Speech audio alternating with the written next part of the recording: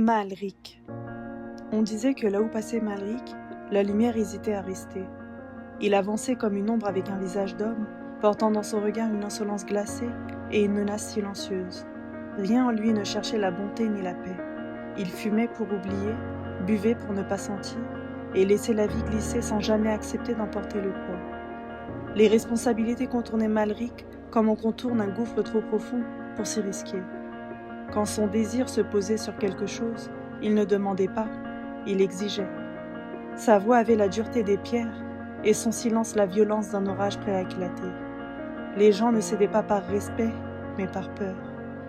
Il obtenait tout sans effort, non par mérite mais par intimidation, arrachant aux autres ce qu'il n'aurait jamais su construire de ses mains.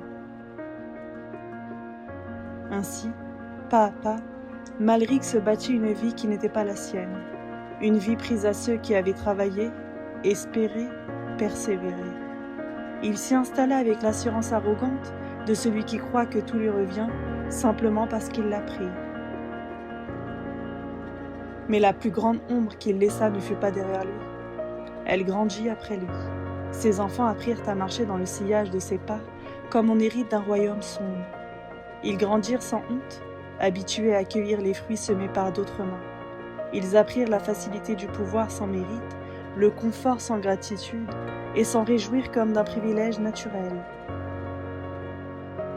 Alors, sur leur passage, le même silence tomba, celui des maisons d'où l'on a tout pris, celui des vies que l'on vide sans bruit, celui des terres où l'on ne sème jamais, mais où l'on récolte toujours. Ainsi demeurait le souvenir de Maalric, non celui d'un homme puissant, mais celui d'un être obscur qui n'a fait que prendre au monde sans rien lui rendre. On ne gardait de lui que la noirceur, celle d'un homme sombre qui prend sans donner.